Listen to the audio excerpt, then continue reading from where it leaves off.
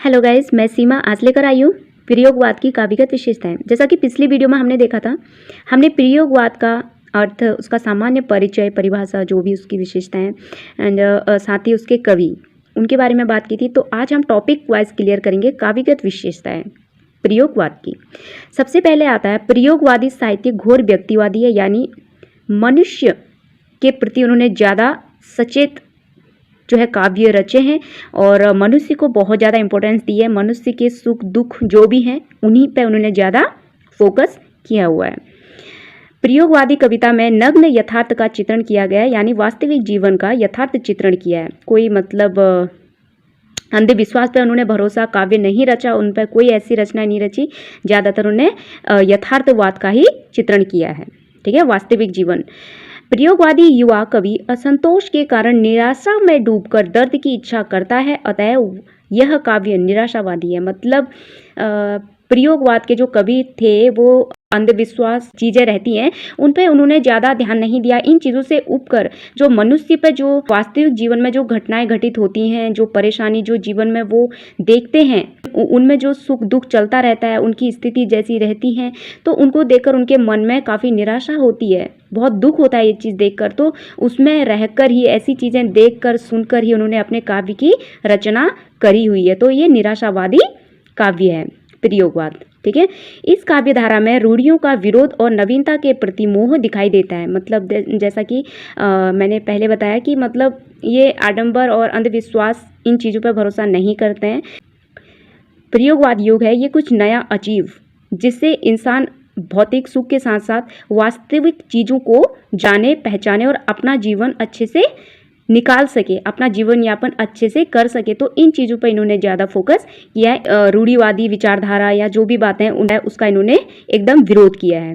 प्रयोगवादी साहित्य में श्रृंगार और प्रेम की सहज अभिव्यक्ति हुई है। ठीक है, मतलब साहित्य में वही श्रृंगार एक रस होता है, जैसे श्रृंगार रस, वियोग, श्रृंगार रस। तो प्रयोगवादी साहित्य जो भी उन्होंने रचा उसमें श्रृंगार और प्रेम की सहज अभिव्यक्ति, एक सरल, जो भी आसानी से जो लोग उसे पढ़े तो उसको आसानी से समझ आ जाए, श्रृंगार रस और प्रेम की सरल भाषा का जो है प्रयोग हुआ है। यह कविता विशेष बौद्धिक व्यक्तियों के लिए है, अतः इस काव्य में अतिशय बौद्धिकता है। मतलब इस लाइन में कहने का मतलब है यह जो कविता है यह विशेष बौद्धिक व्यक्तियों के लिए है, यानी कि जो व्यक्ति कुछ नया अचीव करना चाहता है, कुछ नई तरीके से सोचता है, कुछ नया आविष्कार करके लोगों को एक अच्छी दिशा निर्देश दे सकता है। यह प्रयोगवाद युग जो है काफ़ी महत्वपूर्ण है। प्रयोगवादी कवियों ने नगरों के जीवन को अपने काव्य का विषय बनाया, अतः इनका प्रकृति वर्णन नए ढंग का है। ठीक है, तो यानी कि नगरों के जीवन को अपने काव्य में विषय बनाया और इनका जो प्रकृति वर्णन है वो नए ढंग का है। यानी कि कुछ इंसान नया करने की जब सोचता है ना, तो वो ऐसे टॉपिक उठाता है जहाँ पर कभी किसी का ध्यान ना गया हो और लोग उसे नहीं देख पाते, तो वहाँ पे ऐसे लोगों का ध्यान जाता है, ऐसे ही लोग वहाँ पे जाते हैं जो कुछ न्यू, कुछ नया कर गुजरने की चाह रखते हैं। तो प्रयोगवाद उन्हीं में से एक है।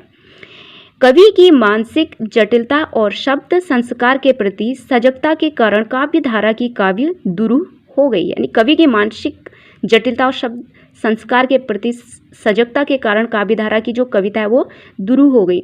यानी कि जो भी शब्द प्रयोग में लिए उससे क्या हुआ, उनकी कविता में जो हुआ ना, मतलब कहीं ना कहीं एक जटिलता उत्पन्न हो गई।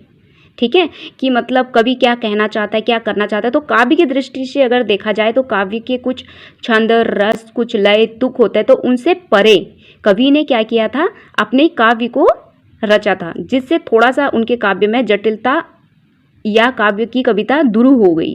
ठीक है, देन प्रयोगवादी कविता में व्यंग्य का स्वर अच्छी तरह मुखरित है। ठीक, प्रयोगवादी कविता की भाषा पूर्ण रूपेण सामाजिक है। समाज के अनुरूप typhoid, radium, park, theatre, calendar, headlight, dynamite जैसे अंग्रेजी शब्दों का प्रयोग मिलता है। जैसा कि प्रयोगवादी कविता जनमानस की कविता रह चुकी हैं, प्रयोगवादी कविता की भाषा है वो भी पूर्ण रूप से सामाजिक है। यानी कि जो समाज में भाषा यूज़ की जाती है, भाषा का मतलब क्या हुआ, अपने विचारों का आदान प्रदान करना ही भाषा कहलाती है, या अपने विचारों को दूसरों तक पहुँचाना, तो वह भाषा है। वह भाषा है। ठीक है, अपने विचारों का आदान प्रदान करना ही भाषा है। समाज के अनुरूप, जैसे कुछ typhoid, radium, part, theatre, calendar, तो कुछ ऐसे शब्द हैं अंग्रेजी, तो इनका भी प्रयोग इसमें हुआ है।